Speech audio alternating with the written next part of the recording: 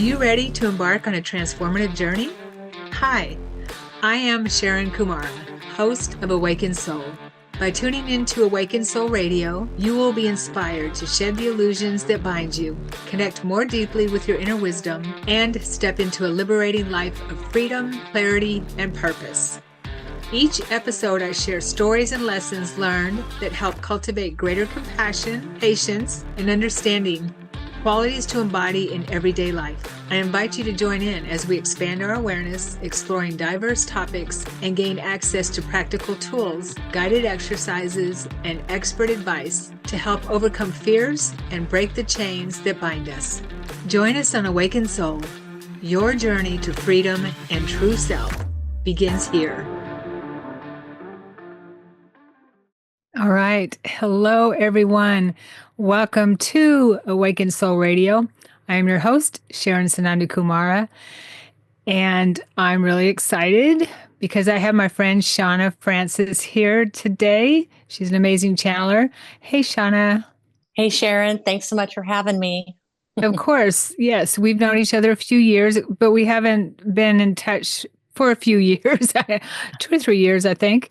Yeah. And so, yeah, I'm so glad that you accepted my invitation, and we're going to share with us how your journey has been since we talked last and so far. Wonderful. Yeah. Thanks. Yeah. Thank you for that. I think we've known each other 6 years now. Okay. Yeah. Okay. So out of touch last 2 or 3, but yeah, so good to reconnect. Right. When I met you, you were channeling, I think it was John the Baptist at the time. Yeah. And that was early. That's what prompted your first book, right? Yeah, that's exactly right. And for everybody who's listening here, watching, Sharon was one of my very first phone calls when all this, really crazy stuff at the beginning of my awakening journey started to happen. It's like Sharon was my lifeline, and one other person, really between you, Sharon, and this other author. I don't know how I would have gotten through all that at the beginning. It was just a lot coming at me, and you were that calm in the chaos and that voice of reason, and you assured me, and you made me feel very, just very comforted with what was happening. And so I really appreciate you for that. Oh, well, thank you. Yeah. I'm so happy that I was able to help. 20 something years ago, I was going through that, where I was working with all types of energies, masters, and all these beings were coming in, and I was working with Christ, Yeshua as well. But when you're kind of wide open, it takes discernment and things like that, and you don't know what's going on. And so I didn't have a guiding light, or I shouldn't say guiding light, but someone that I could turn to. 20 years ago. Yeah. I can't even imagine. I mean, what? Yeah. I just had Christ in my room. My room was my classroom and that type of thing. So that's where I learned. So I'm so happy that I was there for you. And that's pretty much my role now, to help people get through the quickening process, the awakening process. So if you could share a little bit of how you started channeling and how that started for you, what may have been a catalyst for you, and if there was, and then because I want to get to the Queen Elizabeth. Queen Elizabeth. Thank you. Yeah. Oh, and it's been 2 years since I've channeled her, so it'll be a good walk down memory lane for me. So I'm excited to talk about her, because it's been a while, and I think that's really important information for humanity. So, I hadn't really sought out channeling.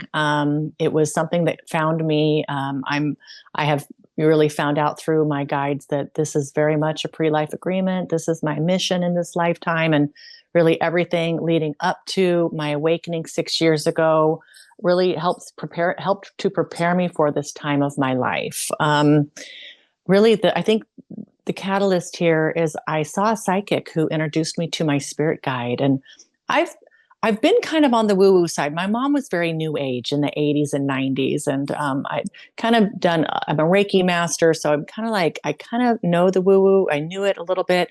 I was reading A Course in Miracles. I had been around some channeled material. But meeting my spirit guide, Micah, through this psychic was really a big catalyst. And it was about, not very long, 6-8 weeks into working with Micah. And really, I was developing that relationship and I guess channeling through automatic writing in my journal. So I still have my old journals, and I don't know about you, Sharon, but like I go back to those so many times, just see how far I've come and kind of put all the pieces together. So anybody going through this process, please journal what's going on, talk about everything and whatever's coming to you, because if you try to keep that just in your mind, it just gets jumbled and lost and forgotten. So I really feel And like you won't be able to channel, or you won't be able to automatic write. You won't be a clear channel no, if you won't. you keep Yeah. that all in. Yeah. Right. I mean, you've got to create like a sacred space for these messages to come through, a clear channel, a clear opening for these folks. So I think that's big advice for anybody who feels like they're going through something like this. So it's like asking questions and getting answers and realizing there's no way I made that up. There's no way that is my consciousness. That is something part of me, but not of me somehow. And yeah, it was like just every day, just doing this and really being focused on it. And then it was this channeled book.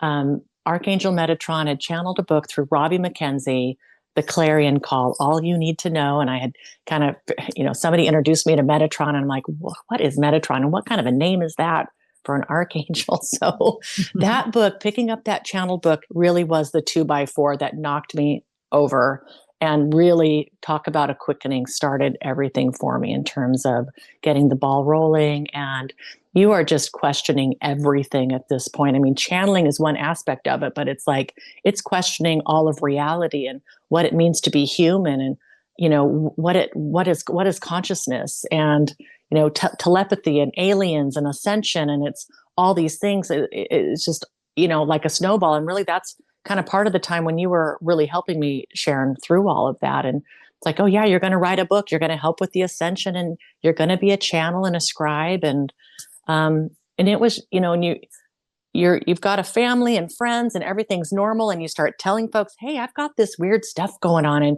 man, they scatter. People scatter because it's so far outside their paradigm. I think even 6 years later, though, I'm feeling, I don't know about you, Sharon, but feeling like there's much more momentum here. Many people who kind of are getting it.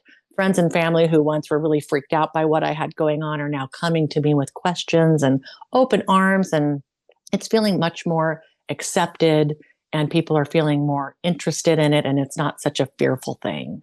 Well, good. Yeah. Mm-hmm. Yeah, that's awesome. And, and funny that you would talk about that, because channeling has become more popular. You see a lot of people channeling on YouTube videos and things like that, YouTube channels. Yeah. And so there's a lot of people channeling out there. And I always say use discernment, anyone, and if you're channeling, always use discernment, of course. Yeah. But use discernment in everything that you get when you Agree. It is, man, a lot of people channeling, and the veil's very thin, and there's all levels of beings that are talking with humans, and yeah, discernment's really important. And even if you're starting in channeling, like you said, your own discernment. I'm a skeptic at heart. I'm an type A, analytical, data driven, at least back in my old life, very linear thinking person. And this was really so far outside of my comfort zone, and letting go and allowing the flow of life and the flow of the universe to support you, and really, divine synchronicity and all these things that are really out of our control. It's a whole thing. I'm going off on a tangent here, but no, I'm glad you went on that tangent, because I wanted to ask you, that was one of my questions, is how did you discern that you were channeling, say, John the Baptist or Queen Elizabeth, someone like that? What are your tools for discernment? Yeah. Specifically with John the Baptist, since that was so early on in my awakening, I was really questioning all of that. And that's when I dialed you up and I said, hey, I'm getting these messages from my guides that I'm working with John the Baptist. I'm going to be writing a book about our time together. So it's like, I think finding somebody on this side of the veil who can support you, another human who can support you, who can validate, like what was so great about you, Sharon, is like, you're also very psychic, you're a channel, but you're also a medium, and I don't consider myself psychic. I don't consider myself a medium. That's it's different. But I think finding some support on this side, people who kind of know this field and know this genre who can help validate or question some things. I think really making sure your ego is not involved at all. And I think it's practice. It's like creating a body of work that over time you look back and you think, wow, I mean, there's no part of me that would have made up what happened with John the Baptist. There is absolutely no part of me that ever wanted to channel Queen Elizabeth or get involved with any of the stuff that goes on with the monarchy and all the things that I'm doing. I mean, never in my wildest dreams would I have thought that this would be where I'd be at and what I'd be talking about and what I'd be doing. But I think it's building on, it's building on you're building a body of work, so, and going into these deep trances and meditations, like with John the Baptist, I would see these lifetimes clearly. I also did past life regressions, which helped validate a lot of it as well. So I think there's a lot of tools on this side of the veil. And I think there's a lot of practice you want to put in. And it's like building that evidence, like 44 channelings with Queen Elizabeth that happened every day, the information coming through just incredibly detailed and specific. And it's like, but still the skeptic in me is like, is this really happening? Can you believe this? So, I mean, I think it's a strange balance because I am a skeptic at heart. Sharon, and I even today will like, is that me? I question things. I think it's important. I think it's healthy to be really in discernment. I think it's healthy to question this stuff. Yeah. I agree with that. Definitely. And so, okay, so let's talk about the Draco, the reptilians. Okay. Yeah. Okay. So, because that has to do with your channelings with Queen Elizabeth, right? That's right. Okay. Where do you want to start with this? I mean, I know. Where do we say it's a big topic, It is a big topic. Yeah. What comes to mind immediately is like, are we really ready to be looking at this reptilian idea with more seriousness? I know before my whole awakening and talking with people from the other side of the veil, I would have never, I remember hearing questions about Queen Elizabeth being reptilian or being a lizard, being a shapeshifter, and I really dismissed that. There was no part of me that would have entertained that as real. So I want to just kind of say that right off the bat. This is all coming to me. I never had followed it. I never really believed in any of that. It was not part of my world. So when this came at me to begin with, like, hey, Shawna, the biggest part of your mission is to help emancipate negative reptilian energy from the planet. That is like that's that 2x4 moment where you're laying on the ground going, what just hit me? What is this? Like, no. What does that mean? Yeah, it's such a good question. The words were very specific, and that was Archangel Metatron. You have to emancipate negative reptilian energy. So I am still answering that question. Mm-hmm. It is a broad base of work that I do based on karmic balancing that I'm doing in this lifetime to help bring awareness to this through disclosure to this idea. It's like my guides are always saying we're in this phase of awareness. It's just, let's plant seeds here. Let's ignite some sparks. Let's slowly, for those who are ready to hear, ready to listen, not everybody is. In fact, I'd say it's a very small sliver of the population at the moment who's really ready for these messages. But I am the crazy one, the person who is going to be in the hot seat talking about negative reptilians here among us, doing some very awful things with humanity and controlling us for thousands of years since the beginning. These are crazy stories. And even as I say it out loud, I'm 6 years into this now. It's still like, I can say that with a straight face, but I am also cringing because I know that it's still so far outside of people's realm of comprehension that there could be this kind of an influence here, that Queen Elizabeth could in fact have been under the influence of negative reptilians. And by the way, we've got the whole spectrum of reptilians, good to bad, light to dark, dense to high vibration. So there's a whole spectrum. Okay. Sorry to interrupt you there, Shauna. Yeah. first time I ever heard of negative reptilians or Draco, whatever you want to call them. I don't know if you're talking about the Draco, was through David Icke.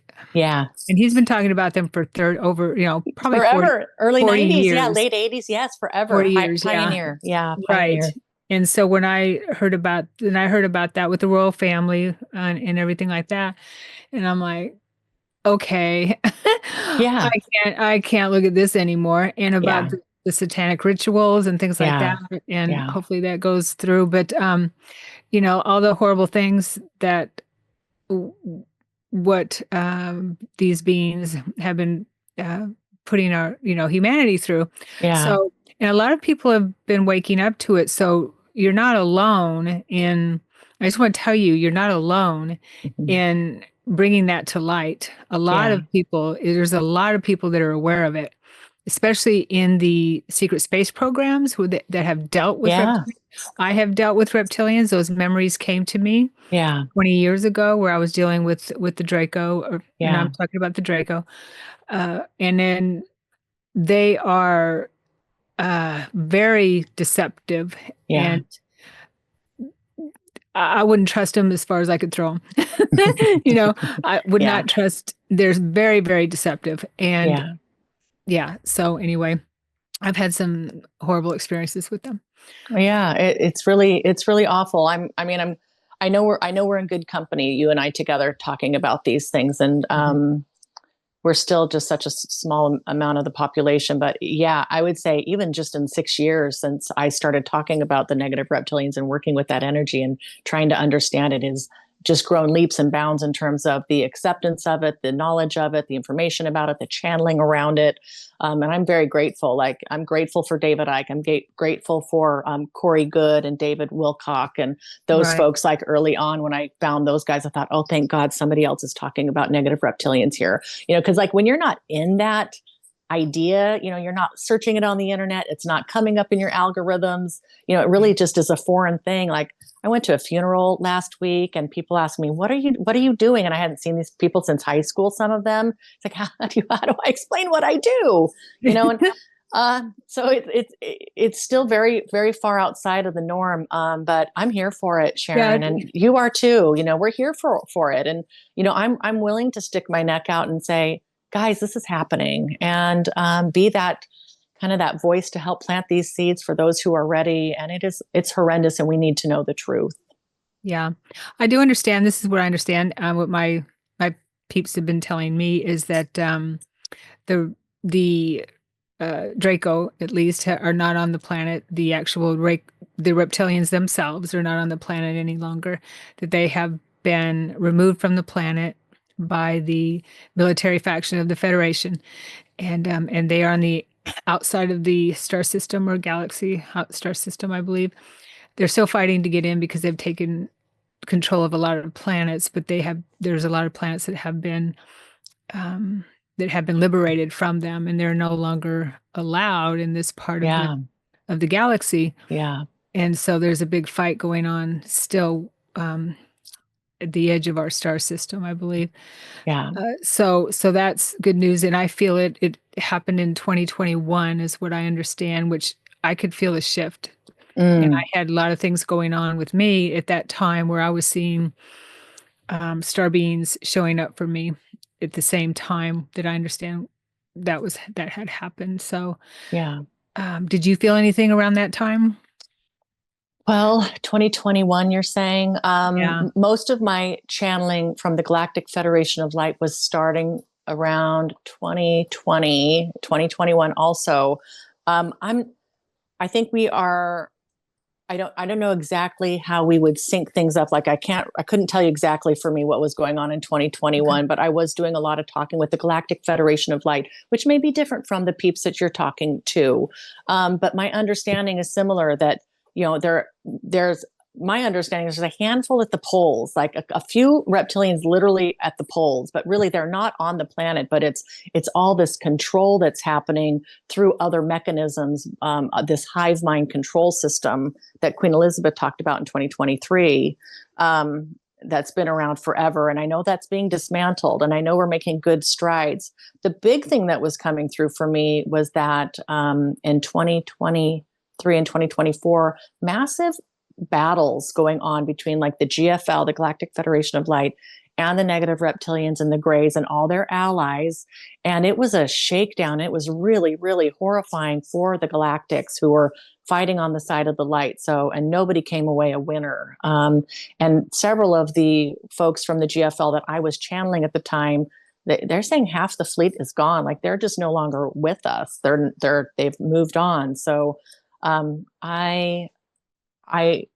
yeah, as far as I understand, they're mostly on ships. They're mostly not in this field right now. They are doing their thing, but the influence here is quite real, and it is in play and in motion now, from my understanding. Yeah. Okay, let's talk about the Queen. How did you start channeling Queen Elizabeth? How did that come about? I had been channeling quite a bit up to then. I had my YouTube channel for a couple of years. I had probably a couple hundred videos under my belt, a couple hundred channelings under my belt that I'd put out publicly. So I was pretty adept at it and working like daily with the Galactic Federation of Light and the Order of Melchizedek and a few others. Metatron would come through every. Sorry, I've got hail coming. Can you hear that? It's hailing. No, we had that a little while ago. So you're probably so getting loud. what we had. I have a skylight right above me and it's just, yeah, it's coming down. Anyway, interesting timing. So, I just, you sit down to channel, you don't always know who's going to come through. It's like, oh, okay, now who is this? But I kept seeing Queen Elizabeth's face. Oh my gosh. I kept seeing her face and it seemed like she was trying to talk to me. And I mean, having channeled many different beings from like the GFL and other other types of beings, you get used to this idea of like, oh, somebody wants to come through, not sure who this energy is or what this is, but I kept seeing her face and I'm like, oh, no. Oh, no. This is not going to happen. Because I told you already, Sharon, that when I had heard about her being a reptilian, I was like, there's no way. Or like, I'm not going there. So when she comes through and I see her face and I'm like, well, at some point I had to greet her, it's like, hi, what's going on? Are you you look like Queen Elizabeth. Is this who this is? And it was 9 months after she had passed, 6, 7, 8, 9 months after she had passed. So she'd been gone for a while. And I'm like, how can I help you? It's always like, how can I be of service to you? And she's like, I just need you to believe me, is what she said. I just need you to believe me. So I had a pretty, worldwide audience. There was a few folks following me from the UK and under kind of the British monarchy. And, I had found out, okay, we're going to do this. And she wants to be channeled daily. And she's going to bring through a bunch of information about the negative reptilian. She's really going to just spill all of it. So I pulled together folks from the UK. I'm like freaking out and I'm crying. And I'm just like thinking,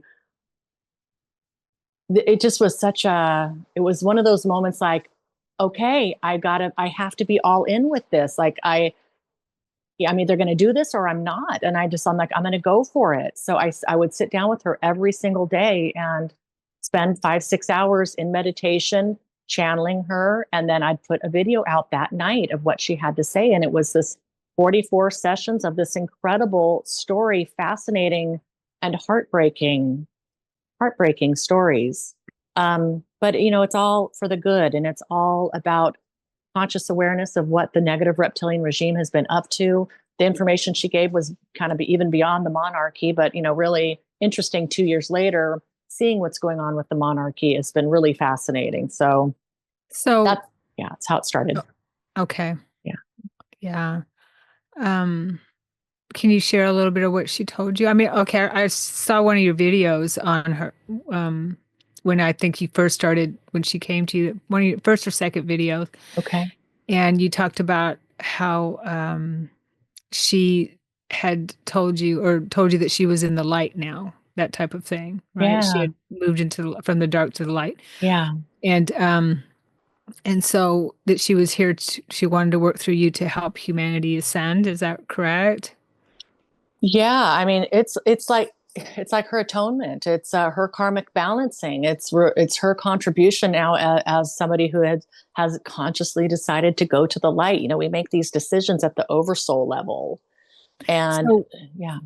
Okay, sorry. All right. So, can you share some of the messages she gave you that would help humanity? Is it anything different than what we already know, or did she give you any tools or anything like that? I mean, Yeah.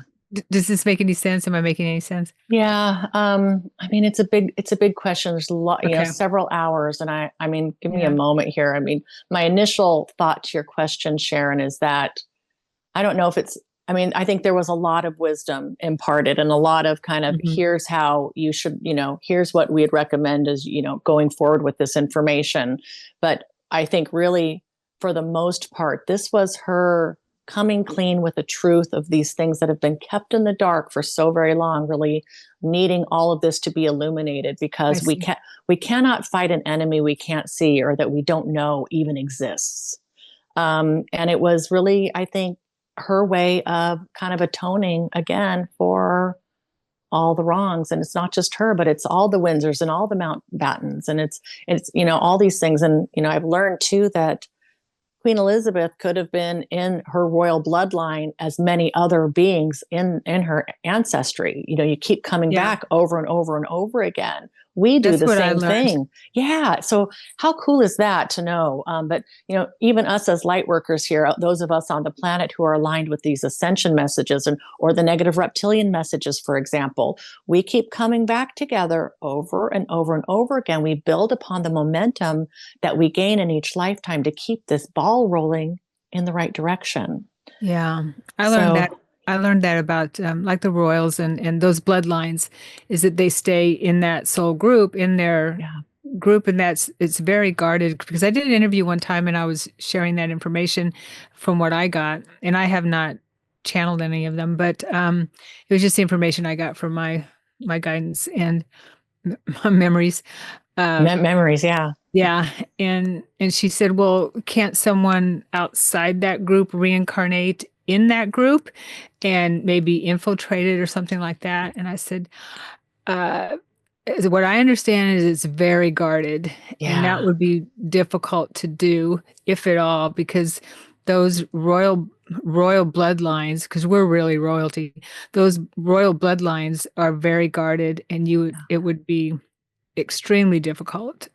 I would agree with I would agree with that wholeheartedly based on what I understand about this. And it would take an extreme act of will on the converse to get out of it. It's like it'd be hard to get into it. If you look at those the family trees, there's so much incest and all this, and these are pairings that are made up at higher levels, deep state, dark state levels, these pairings of these marriages and this kind of thing. It's all very controlled. But even to get out of it is also very difficult. So, I mean, here in death, she's able to say, hey, I'm done with this. I'm moving to the light. I'm going to help, set things straight here and help undo some of the wrongs that I've caused. Go ahead. I just want to say one thing.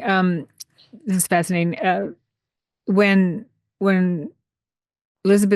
Queen Elizabeth died, during the funeral or the procession, I guess you could call it, did you hear that EVP?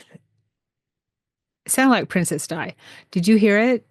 I didn't. Okay, there was an EVP or voice that sounded like a spirit voice when I think it was the procession, when she was when the royal hearse was going down the street or something like that. Yeah. And a voice, and there's reporters talking about it, talking about talking about the procession and everything like that. And you hear a voice say, she's something to the effect of, her spirit has left her body. In other words, it made it out. And not be trapped. Okay. Not be trapped. And that was and I'm getting goosebumps. And that's what I got from it, was that because I can see where these souls, and I've heard this before, that especially in a cycle like that, where they are trapped in, in this wheel, bloodline. right. That they're not able to escape, like you were saying, escape from the fourth dimension or that whatever it is, and they trap them to come back in that bloodline. So there had been somebody heard Princess Diana like on video or something with this. Well, from the spirit world. It was a spirit world voice. It was a spirit voice that was watching it happen, but it came through during the recording of the MCs talking about the procession. Wow. And they could apparently see her spirit leave. Oh, wow. And she said it was like her spirit is leaving. She's gone. She's able to leave. She's leaving. Right. Trapped. She's leaving. Yeah. I'll look that up. Fascinating. Yeah. Oh. You can hear it. It's really clear. And it sounds like Princess Di to me. But it's a voice like that. And very well could be Princess Diana. And I channeled I was getting goosebumps as we were talking about it. Yeah. What a light she was. And I channeled her a couple of times during my time with Queen Elizabeth too. But I think it's kind of crystallizing for me kind of what the crux of, like, if I could take away one big thing from the Queen Elizabeth discussions, is that these folks are not really working on their own volition. They are really under this influence, and it's a really intense stronghold that's on these folks. So anybody who is under this influence, can you find love and compassion for this being who has been under this influence and who's really, like you said, kind of maybe trapped in this karmic wheel of continuing to reincarnate over and over and over again into that bloodline, for example, or under this influence that, we're all of source. I had a lot of questions like that early on. It's like, are reptilians of source? I'm like, yeah, everybody's of source. We have the dark to light spectrum. You've got the service to self folks. You've got the service to others, kind of like the law of one kind of stuff, which you introduced me to. Back in the day. Yes, that's another just incredible body of work. And we've all been these things. I've been negative reptilian many, many times. And, this is kind of why I'm doing what I'm doing in this lifetime, and kind of being the person with the megaphone saying, hey, this exists here, and being the crazy one. So you really, it's you don't want to have judgment. You don't make these the bad guys. They're not the evil ones. This is like, we're all these things. Now, if we have light, we have to have dark. Yeah. And what's happened here on the planet with the negative reptilians through the monarchies and all these bloodlines and leaderships and dark state, all that good stuff, is we've gotten really out of balance. So we want to be balanced between light and dark. Just exactly to your point, Sharon, it's like, it's like a 50% dark and a 50% light, really, in a balanced state.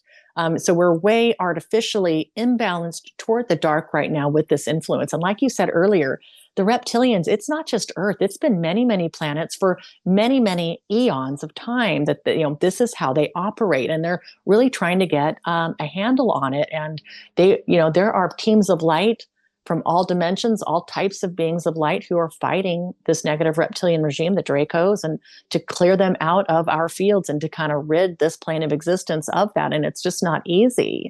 It's not an easy thing. It's not like you can just plop them out and put them over here and everything's good. There's an entrenchment here. I do believe the reptilians, though, are gone. The negative reptilians are gone, but the minions are still here. And so that's what we're working on cleansing.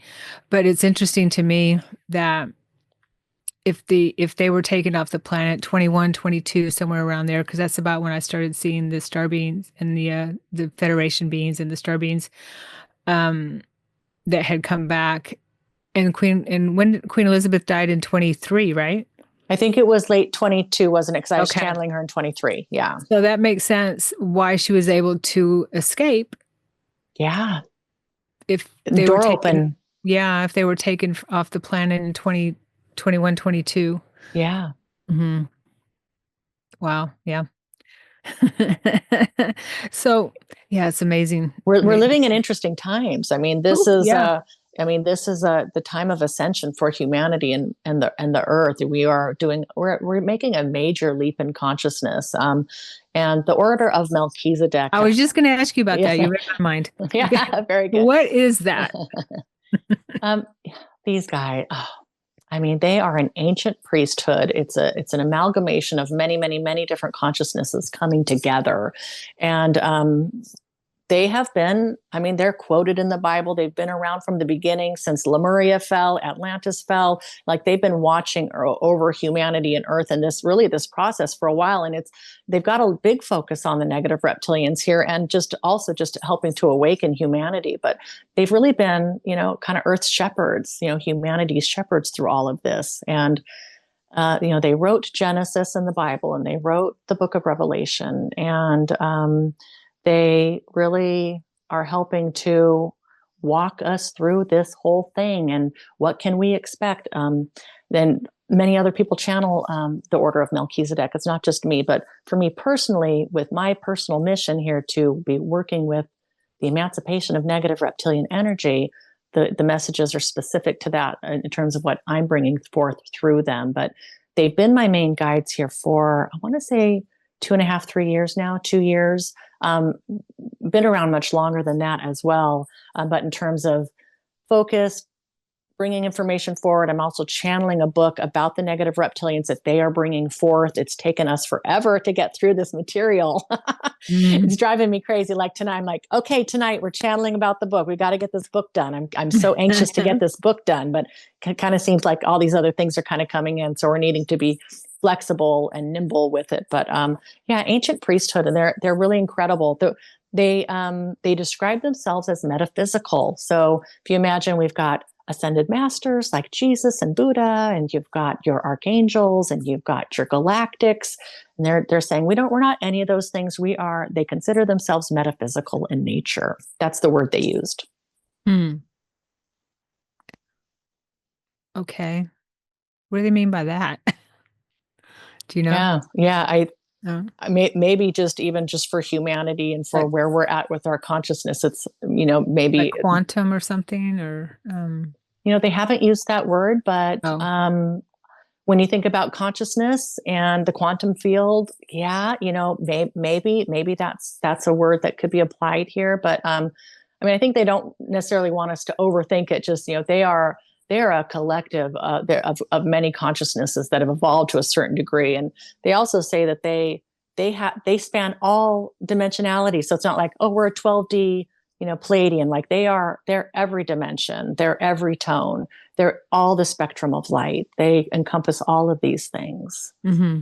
Yeah. So it's quite fascinating. So they're interdimensional and all of the above. That's right. That's right.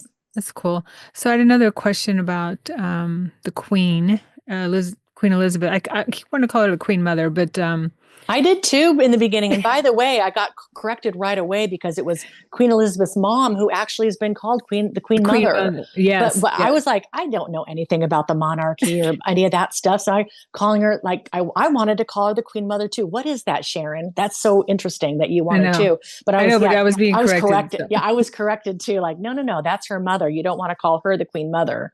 Anyway, sorry. Right. Totally. Yeah. So I know you had mentioned in the video I watched that her husband is with her, Prince Philip. Yeah. Okay. What about her? What's the question around Prince Philip? The question is he in the light? No. In fact, he was an awful character, and she described him later on in the series as being one of the worst under the influence of and with the satanic rituals and stuff. Like one of the most brutal, darkest characters is Prince Philip. Oh, awful! I have a hard time looking at him. Oh my God, me too. And I feel like doing some work with my other friends who do mission work like this, like. He's not in the light yet, and he's like, I think they're trying to rehabilitate him, but he's even on the other side, he's having troubles. Okay. Yeah. Did he say? Did she mention anything? Did Queen Elizabeth mention anything about Prince Charles? Yeah, Prince Charles, King Charles, right? King Charles. King Charles. Now I know they said that he would not be a popular king, and that his time as king would be short-lived in comparison. But that she was very excited that he has also, at the soul level, has decided to turn to the light once he passes from this body. He's kind of in it now and not able to kind of get out of it. But I guess at a higher level of consciousness, she told everybody that he is joining the light with her once he passes. Mm. Did you see the portrait that was painted of King Charles when he had assumed the throne? Did you see that big red painting of him? Yes, I did. Could you believe that stuff? Oh, like you can't make this up. Like, whoa, that artist really picked up on that. And I love how, I think even King Charles kind of liked it. So I was just like, that's really encapsulating some darkness there. It was pretty creepy. Yeah, really creepy is such a good word. Oh, God. Yeah, there was also some video of him when he was being coronated, I guess, or, where it looked like he was shifting. And he had to bite his lip to keep from shifting. Oh gosh. Oh gosh. Yeah. Oh gosh. I've heard that they have to give themselves pain in order to keep from shifting or something like that. You know, when I was 20-something years ago and I was able to see people that their true nature, meaning their avatar, this human avatar was not covering up who they are, who they're like. I would be a mermaid, right? And I see you as a mermaid as well. Okay, that kind of thing. So, and I see people, a fairy or whatever, a gnome, or lots of mermaids are here, by the way. More true to their original nature is what you're saying. Thank you. Where they feel more comfortable and that type of thing. And I was able to see reptilians, Draco. Oh, yeah. And there was a lot of them at the gym. The gym. Mm-hmm, that were really bent on their physicalness, their muscles, and needed to be really fit and had this really energy of sexual predator kind of thing energy. Okay. I believe it. I believe that. Yeah.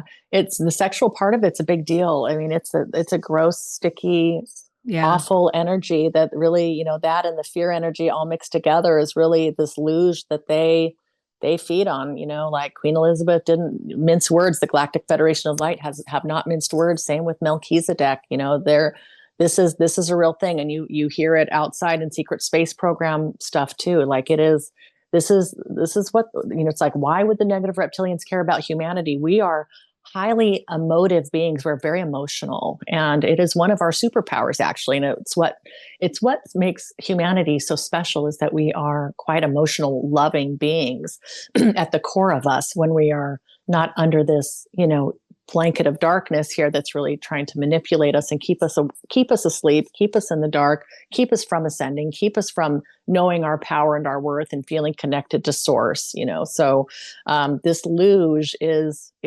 really, they thrive on this, and it is worth everything to them. And that's really what they're cultivating here on the planet. Mm-hmm. I have been for thousands of years. And I do believe that Enlil, this is my memory and what I understand is Enlil was the start of a lot of it. He's half reptilian. There's all these origin stories, ancient stuff, guys. I mean, like a couple since my guy just saying since 200,000 years ago, the creator beings, the creator gods who were experimenting with life on Earth decided at that point to put the very smart, cunning, lethal humanoid reptilians together with humanity to see what would happen. And it's an experiment gone horribly wrong. We're going to scrap this and start over. I mean, this is what I understand is why we're doing this ascension, is to help really kind of get beyond all of this and get this light and dark back into balance, back into harmony. 5D is going to be, all about love and unity consciousness. And man, people want that to happen so quickly. And, there's various timelines and talks about how we're going to get there. But Order of Melchizedek is saying it's 1,000 years that we've started this 1,000 years march, which is really, if you think about it, the blink of an eye. If, this started 200,000 years ago, we're just now to the last 1,000 years. That's the blink of an eye. It's like our little pinky, it's like, it's really close. I think people need to keep that in mind. And we'll have the opportunity to reincarnate many more times between now and then if we want to keep, helping on this ascension pathway to, wherever, whatever niche it is that we're focused on. Yeah, I totally believe that we are a lot closer than we think, and we are moving into the golden age. I mean, the yugas, or the Hindu philosophy, talks about the golden age, and that, and there's been mathematicians who have calculated the timeline according to the Hindu philosophy, moving from the Kali Yuga, which is the lowest vibrational one, which is the one we're coming out of, to the golden age, which is the first one that lasts thousands of years. And they've calculated it's 2025. So, hey, all right. Right. Yeah. That we're moving across. It's no going back. I think we've met there's been a tipping point where we're truly on this path now. And it is really wonderful. It's wonderful to really know that the light has already won.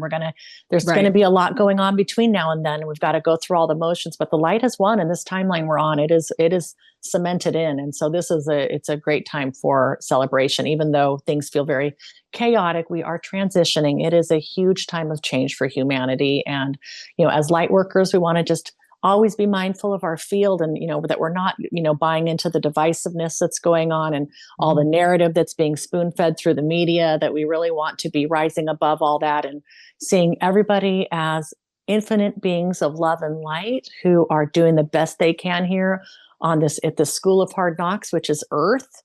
And, compassion, love, kindness, all this is going to be so important as we go forward and as things, heat up in terms of this transition. But it's the Great Awakening, and I'm super excited to be a part of it. And I don't know about you, but life has just gotten it's speeding up so quickly. Things are happening so quickly. It's like whiplash happening. I know it's exciting. Definitely. I'm so happy that we're here for it, because Me too. It's so exciting. And I'm glad that I was sent back. I would have been pissed. If you'd have been on the other side going, I want to be down there right now. I know, right? Dang, why'd you let me stay? Right. Isn't it? It's funny because I think when we're on the other side of the veil, we're like, okay, we're going to go down. We're going back into Earth. We're going to go back down there and keep doing the fight. And our friends and family are like, don't go. You just got back and you hated it. It was terrible. And we're like, no, we've got this. I'm the light now. I can do this. And we get down here and then we're miserable. We're like, what? Why did I come here again? I knew I hated this. But really, we love it. We do love it on some level, even though life here on the planet can be so hard. We love the contrast. We love the excitement. We love the highs. We love the lows, because, on the other side, it is all love and light and rainbows and unicorns for the most part. And so you come down here to really test yourself and to experience all this contrast. So it's absolutely an exciting time to be here. Right. Yeah. And what I've experienced and learned is that we don't have to, we can choose to be in any vibration we want, any planet we want, especially now. We don't have to reincarnate on Earth any longer. If we don't want to, we can, as long as we have that awareness, we can step off that karmic wheel on this planet, because Earth is moving up and we've pretty much done our thing here. We've experienced everything that there is to experience. Humanity has. And so we've left the last yuga. And so we can go to we can make that choice anywhere we want to go. That's my understanding as well. Anything we want. Yeah. So I know it's you definitely feel like the doors here are closing to learn at this level, this dense 3D level that we're at. It's like, let's get this karma out of the way now, so, people are clamoring to get in down here and to be living these lives and doing what we're doing, which is just crazy to think about. But time is short to learn at this level. So people are, they really want to be here to, for their soul's path in evolution. Right. It seems like a long time when we're here, but in terms of our infinite soul, it's a millisecond. It's a millisecond. It's so quick. And I think that's too, maybe for the listeners, let's not take things so darn serious. Let's enjoy your time down here. Let the petty stuff go. Get rid of the superficiality in your world that, if that's been a big part of your experience, and really tune into the heart and start thinking about, hey, we are brothers and sisters together here on this planet, doing the best that we can, learning our own lessons. I think there's plenty of room for everybody's opinions. There's plenty of room for everybody's level of consciousness. Wherever you are at in your level of awareness and consciousness, like just an acceptance of all of that, and being able to love everybody no matter where they're at or what they're thinking or the choices that they're making. Can we rise above that and really be operating at this higher vantage point? Perfect. Yeah. And speaking of higher consciousness, tonight is the full moon with the solar eclipse, blood moon in Virgo. Nice. Birth sign. And, that's a huge portal right there. Let in the light. Let's do this. So yeah, this would be it's a good time for releasing whatever you no longer serves. Write it down, burn it, throw it away. Yeah. Set a really strong intention out loud. Ask your guides for help, even if you're not connected with them. Assume that they're there and speak what you want out loud. That's your free will in action. Right. Yeah. Love and it. then write down what you want to bring in. Yeah. And put it, throw it through that portal, through that Stargate that we have tonight, and watch it manifest. I love it. Yeah. I mean, instant manifestation. Yeah. Like I said, whiplash with how quickly things are moving. It's like it's almost instant manifestation. Sometimes it just feels like, okay, I just thought about that yesterday, and now today that's happening. I know it. And, I've been getting a lot of what that hypnagogia. As soon as you wake up, I get visions in the morning. Okay. A lot. Because I'm a traveler anyway, but I'll wake up and I'm coming back and I see these visions. And a lot of times I'm just seeing a vision out of nowhere. And I realize that vision has to do with what's going to happen during my day or the next day. Wow. Precognition. Yeah. I love that. Yes. Precog. Wow. And it doesn't make any sense at the time. But, and I'm like, okay, well, why am I seeing that? Is it just because we're in that space of no time? And I tell people this because when I teach my classes also, that in our dream time, in our dream space, out of body space, we're in that space of no time where we can see all around. We can see past, future, present, experience, because there's no time. Right. Time's an illusion. And that always just trips me out. And I still today struggle with that. It's like, I get it as a concept, but how do you put that into action? Well, I mean, you with these visions like that's real validation. Like, hey, it's already happened. It's all happening at once. So yeah, that stuff really stretches me, to be honest. Yeah. Well, I have a chapter on time in my book and the conundrum of time and stretching time and using time as a tool, because Yeshua taught me how to do that. I love that. We need that, especially now with how fast things are moving. Right. Condensing time because it's not real. We can use it as a tool. It's a tool. Yeah. I want to put it into practice. I will look that up. Yes, I love it. Right. So we have a couple minutes left. Shawna, would you like to share how people can find you and your services and that type of thing? Sure. I the biggest body of work I have is on YouTube at Shawna L. Francis. I'm also, my website is shawnalfrancis.com, and that's FRANCES. Hopefully you'll find me. I've got a Facebook group too, Starseed Lifestyle with Shawna L. Francis, although I'm not really active on Facebook, but we do have a nice, beautiful community there. And I post videos and we do some chatting there. Got 2 books that I've published on Amazon you can find. And my guides want me to go on to X. I'm going to start doing this Twitter thing, I guess. So just kind of reach out to more star seeds and light workers who may be just starting their awakening. So that's where I'm headed next with my work. Haven't started yet. And that just came through last night. So that's really fresh.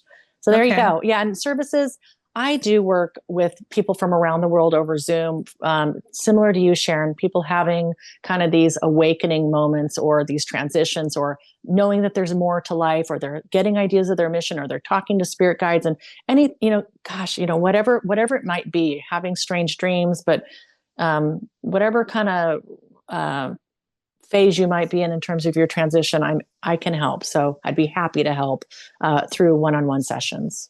Nice. Yeah. Okay. Awesome. And do you have any parting words for people? Inspirations? I just, congratulations for getting to this point. You're exactly where you need to be. Trust in your life and the universe to support you. Trust that you have guidance, higher wisdom always around you, helping to nurture your pathway. And you're amazing. Nice. All righty. Well, thank you, Shawna. Thank you for being here. Thank you so much, Sharon. It was awesome. Great to talk with you again. It was. And thank you, everyone, for being here as well and watching. And we will see you again next time, or at least I will. And I'll have Shawna back. Right? Please do. Okay. Thanks, everybody. Bye-bye. I'm Sharon Kumara, and you have been listening to Awakened Soul Radio on Transformation Talk Radio. I invite you to embark on a transformative journey with us. Awakened Soul is a safe, sacred space for exploring the depths of our consciousness. Each episode, you will be inspired to shed the illusions that bind you, connect more deeply with your inner wisdom, and step into a liberating life of freedom, clarity, and purpose. To connect with me, visit kumaraacademy.com.